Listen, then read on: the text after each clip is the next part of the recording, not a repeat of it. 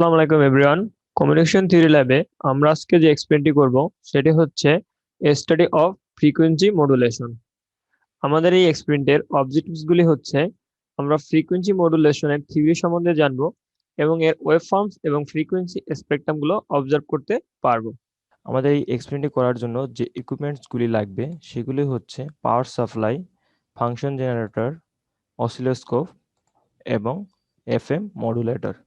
এখন এই ইকুইপমেন্টসগুলো আমাদের ল্যাবরেটরিতে দেখতে কেমন এবং সেগুলোর সম্বন্ধে আমরা এখন ডিটেলস জানব। আমরা এখন পাওয়ার সাপ্লাই সম্বন্ধে জানবো। তো এখন আমরা ডিসি পাওয়ার সাপ্লাইটা দেখব। তো এখানে আমাদের দুইটা পোর্শন আছে, একটা হচ্ছে পজিটিভ ভোল্টেজের জন্য আর একটা নেগেটিভ ভোল্টেজের জন্য। তো পজিটিভ ভোল্টেজের জন্য তিনটা পোর্ট আছে, এটা হচ্ছে ফিক্সড +12 ভোল্ট, একটা হচ্ছে ফিক্সড 5 ভোল্ট, আর এটা হচ্ছে variable 0 to 15 volt. Similarly negative পোর্শনের জন্য আমাদের -12 ভোল্ট ফিক্সড আর -5 ভোল্ট, এটাও ফিক্সড ভোল্টেজ, আর এখানে ভেরিয়েবল আছে 0 to -15 volt.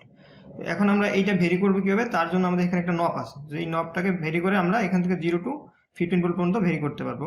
Similarly negative পোর্শনের very করার জন্য এখানে আরেকটা নব আছে, এটা আমরা ভেরি করে নব এটা চেঞ্জ করতে পারবো। আর আমাদের গ্রাউন্ডটা নেওয়ার জন্য এখানে আরেকটা পোর্ট আছে, এটা থেকে আমরা গ্রাউন্ড নিব। যে আমরা এখন পাওয়ার সাপ্লাইটা অন করতেছি, এখানে আমাদের একটা সুইচ আছে, এই সুইচটা এখন 0-তে আসে, যদি আমরা এখানে সুইচটা প্রেস করি আমাদের অন হয়ে যাচ্ছে, সাথে আমরা ফাংশন জেনারেটরের ডিজিটগুলো দেখতে পাচ্ছি, অর্থাৎ আমরা বুঝতে পারলাম যে আমাদের এখানে পাওয়ার সাপ্লাইটা আসছে।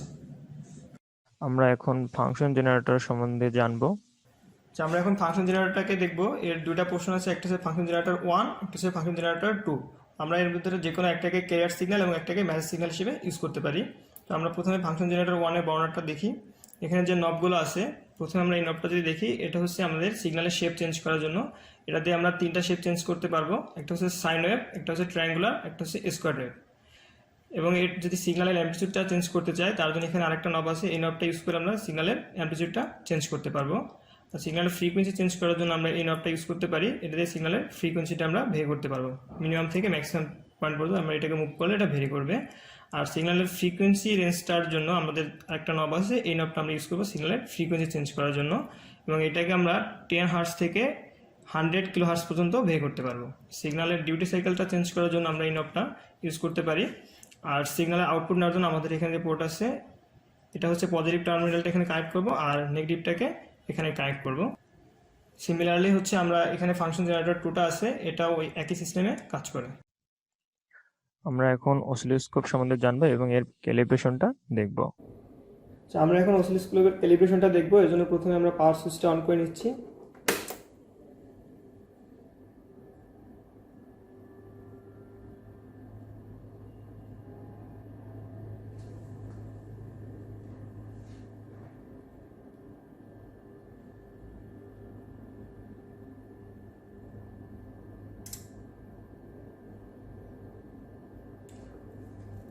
আমাদের অসিলোস্কোপ অন হয়ে গেছে। এখন আমরা প্রথমে একটা সিগন্যাল জেনারেট করার জন্য নিয়ে সেটা দিয়ে আমরা ক্যালিব্রেশনটা দেখবো। এর জন্য আমরা চ্যানেল 1 ইউজ করছি।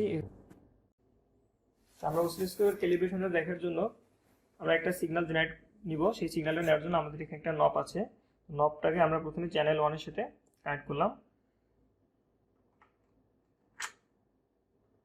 এটা একটু ডানে এজ দিয়ে তারপর এটাকে কানেক্ট করতে হবে। এই যে আমাদের এটা কানেক্ট হয়ে গেছে। এর আরেকটা টার্মিনাল যেটা আছে এখানে, এই টার্মিনালের এটা হচ্ছে আমাদের পজিটিভ আর এটা হচ্ছে নেগেটিভ বা গ্রাউন্ড বলতে পারি। আমরা সিগন্যালটা নেওয়ার জন্য আমাদের এখানে যে টার্মিনালটা আছে আমরা এটাকে ইউজ করব। আমরা প্রথমে পজিটিভটাকে যদি এখানে কানেক্ট করি আর নেগেটিভ পোর্শনটাকে আমরা এই যে আমাদের এটা এখানে কানেক্ট করলাম, দেন আমরা যেখানে একটা সিগন্যাল দেখতে পাচ্ছি এটা একটা স্কোয়ার ওয়েভ। তো এটা আমরা কিভাবে নিলাম, একটা অটো সেট দিলাম, আমাদের সিগন্যালটা দেখা যাচ্ছে। এখন আমরা এর বিভিন্ন ফাংশনগুলো চেক করব। আমরা ডিসপ্লে একটা স্কোয়ার ওয়েভ দেখতে পাচ্ছি, এর হরিজন্টাল বরাবর হচ্ছে টাইম এবং ভার্টিক্যাল বরাবর হচ্ছে ভোল্টেজ। আমরা এখন প্রথমে এর পজিশনটা ভেরি করে দেখব। এর জন্য আমরা এখানে যে নবটা আছে এই নবটা ইউজ করলাম। এই নবটা দিয়ে আমরা দেখি যে চেঞ্জ করলে আমাদের পজিশনটা উপরে যাচ্ছে, আবার যদি আমরা রিভার্স ডিরেকশনে মুভ করি নবটাকে তাহলে এটা ডিরেকশন নিচে যাচ্ছে। তো আমরা এটাকে একটা পজিশন সেট করে নিলাম। এখন আমরা যদি এটার টাইম পার স্কেল ডিভিশনটা দেখতে চাই তাহলে আমরা এই নবটা ইউজ করব। তো এখন যখন আমরা এটা চেঞ্জ করতেছি, যে এখানে আমাদের ডিসপ্লেতে আমরা দেখতে পাচ্ছি যে আমাদের টাইমটা চেঞ্জ হচ্ছে। এখনো আছে আমাদের 200 মাইক্রোসেকেন্ড। আমরা যদি এটা আরো কমাতে চাই, যে কমাতে পারছি, আবার যদি রিভার্স ডিরেকশনে মুভ করাই তাহলে আমাদের এটা বাড়তেছে। এখন আমরা যদি ভোল্টেজ পার ডিভিশনে দেখতে চাই তার জন্য আমরা এনঅফটা ইউজ করব। এখন আমাদের অলরেডি যে পয়েন্টটা আছে সেটা আমরা দেখতে পাচ্ছি 1 ভোল্ট পার ডিভিশন আছে। আমরা যদি এটাকে চেঞ্জ করি, যে আমাদের এখন 500 মিলি ভোল্টে আছে, আমরা চাইলে আমরা আরও চেঞ্জ করতে পারি, 200 মিলি ভোল্ট আছে। এখন আবার সিমিলারলি যদি রিভার্স ডিরেকশনে যাই তাহলে আমাদের ভোল্টেজ পার ডিভিশনটা বাড়তেছে। 1 ভোল্ট আমরা এখন দেখতে পাচ্ছি 2 ভোল্টে আছে। এখন আমরা থিওরি সম্বন্ধে জানবো। ফ্রিকোয়েন্সি মডুলেশন হচ্ছে এমন একটি টেকনিক যেখানে ক্যারিয়ার সিগন্যালের অ্যামপ্লিটিউডটা কনস্ট্যান্ট থাকবে এবং ফ্রিকোয়েন্সিটা চেঞ্জ হবে according to the amplitude of message signal. তো আমরা যদি এই ফিগারটির দিকে ফলো করি, তো এখানে একটা যে সিগন্যালটি দেখতে পাচ্ছি এটি হচ্ছে একটা মেসেজ সিগন্যাল এবং এটি হচ্ছে একটা ক্যারিয়ার সিগন্যাল, আর এটা হচ্ছে আমাদের ফ্রিকোয়েন্সি মডুলেটেড সিগন্যাল। তো এখান থেকে আমরা যদি ভালো করে লক্ষ্য করি, দেখতে পাচ্ছি যে আমাদের মডুলেটেড সিগন্যালের প্রথম দিকে ফ্রিকোয়েন্সি হাই। এর কারণ হচ্ছে এখানে আমাদের অ্যামপ্লিটিউডের ভ্যালু পজিটিভলি অনেক বেশি ছিল, এর জন্য আমাদের এখানে ফ্রিকোয়েন্সিটা হাই। এবং এইখানে যখন আমাদের অ্যামপ্লিটিউড কমতে ছিল, এই মেসেজ সিগন্যালের ফ্রিকোয়েন্সিটা কমতে ছিল, এবং যখন নেগেটিভ ম্যাক্সিমামে পৌঁছেছে তখন ফ্রিকোয়েন্সি একদম মিনিমাম। এরপর যখন আবার অ্যামপ্লিটিউড বাড়তেছে, তো তখন আমরা দেখতেছি যে মডুলেট সিগন্যালের ফ্রিকোয়েন্সি আবার বাড়তেছে। এবার যখন পজিটিভ পিকে পৌঁছালো মেসেজ সিগন্যাল, তখন আমরা দেখতেছি আবার হাই ফ্রিকোয়েন্সি। এভাবে আসলে আমাদের ফ্রিকোয়েন্সি মডুলেশনটি করা হয়ে থাকে। এখন আমরা সার্কিট ডায়াগ্রাম সম্বন্ধে জানবো। আমরা এখন ডিসপ্লেতে যে ডায়াগ্রামটি দেখতে পাচ্ছি, এর মধ্যে আমরা এখানে একটা 40464 এর একটা ভিসিও আইসি দেখতে পাচ্ছি। তো এই আইসিটির কাজ হচ্ছে এখানে একটা ভোল্টেজ কন্ট্রোল অসিলেটর ভিসিও এটা তৈরি করবে, এবং এর অসিলেশন ফ্রিকোয়েন্সিটা চেঞ্জ হবে আমাদের এখানে যে ইনপুট যে সিগন্যালটা দেওয়া হবে তার ভোল্টেজ অনুসারে। তো এখন আমাদের এই এক্সপেরিমেন্টে যে কাজটি করা হবে সেটি হলো, প্রথমে আমরা একটা স্কোয়ার ওয়েভ জেনারেটর করব যেটা হচ্ছে ভিসিওর মাধ্যমে। তারপরে আমরা এখানে যখন একটা মেসেজ সিগন্যালকে ইনপুট দিব, তো দেখা যাবে যে আমাদের যে ভিসিও যে সিগন্যালটা তৈরি হবে তার ফ্রিকোয়েন্সিটা চেঞ্জ হবে আমাদের যে মেসেজ সিগন্যাল আছে তার অ্যামপ্লিটিউড অনুসারে। ফলে আমরা আউটপুটে একটা এফএম মডুলেটেড ওয়েভ পাবো। এক্সপেরিমেন্টাল প্রসিডিউরে চলে যাব। তো এটি হচ্ছে আমাদের ফাংশন জেনারেটর আর এটি হচ্ছে আমাদের এফএম মডুলেটর। তো প্রথমে আমরা ফাংশন জেনারেটরের যে পাওয়ার সাপ্লাইটা আছে এটা থেকে আমরা মডুলেটরে কানেকশনটা দিব পাওয়ার সাপ্লাই। তো প্রথমে আমরা এর +12 এর সাথে এর +12 কানেক্ট করতেছি।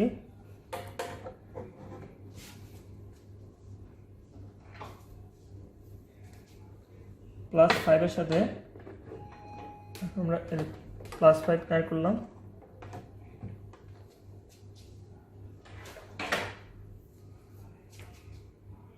-12 এর সাথে এর -12 কানেকশন করলাম।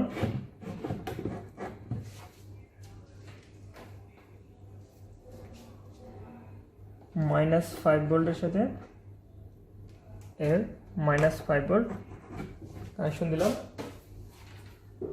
এবং ফাইনালি এর গ্রাউন্ড পোর্ট আর এর গ্রাউন্ড পোর্ট কানেক্ট করলাম।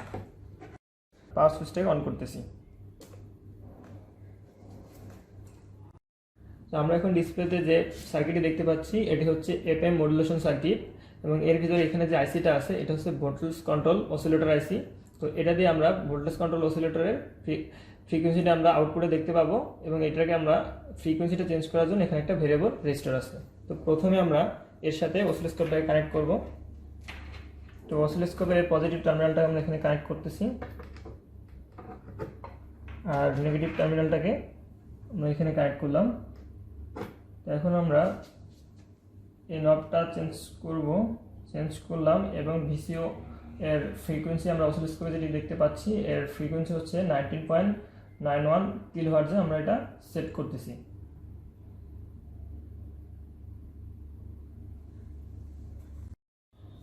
এখন এটা হচ্ছে আমাদের ফাংশন জেনারেটর। এখান থেকে আমরা প্রথমে একটা মেসেজ সিগন্যাল তৈরি করব। এর জন্য প্রথমে আমরা অসিলোস্কোপটাকে ফাংশন জেনারেটরের যে মেসেজ যে ওয়ানটা আছে সেটা আমরা কানেক্ট করলাম আউটপুট পজিটিভের সাথে, আর গ্রাউন্ড কানেক্ট করলাম। তো এখন আমরা এর অ্যাম্প্লিটিউডটাকে সেট করব হচ্ছে 340 মিলিভোল্ট এবং ফ্রিকোয়েন্সি হচ্ছে 1 কিলোহার্টজ। তো আমরা প্রথমে এটা ভেরি করি। এবং এটাকে আমরা চেঞ্জ করে 340-এ সেট করলাম, আর এটাকে আমরা সেট করবো হচ্ছে 1 কিলোহার্টজে।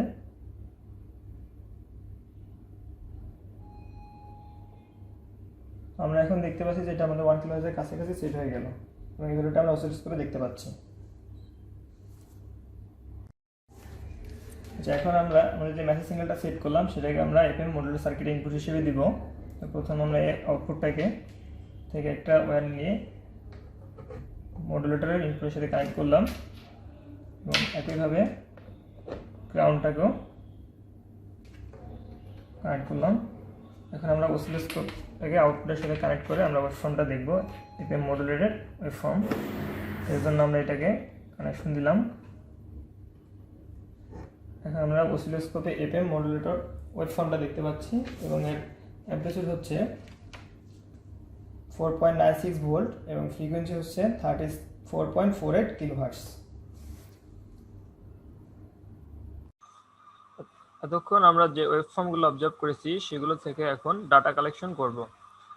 এখন আমরা ডিসপ্লেতে যে ওয়েভফর্মটি দেখতে পাচ্ছি এটি হচ্ছে আউটপুট পোর্টের ওয়েভফর্ম এবং এর ফ্রিকোয়েন্সি হচ্ছে 19.91 কিলোহার্টজ। এটাকে আমরা ডাটা টেবিলে ইনসার্ট করলাম। এখন আমরা ডিসপ্লেতে যে ওয়েভফর্মটি দেখতে পাচ্ছি এটি হচ্ছে ইনপুট পোর্টের ওয়েভফর্ম, এর ফ্রিকোয়েন্সি হচ্ছে 1 কিলোহার্টজ এবং অ্যাম্পলিটিউড হচ্ছে 340 মিলিভোল্ট। এটাকে আমরা ডাটা টেবিলে ইনসার্ট করলাম।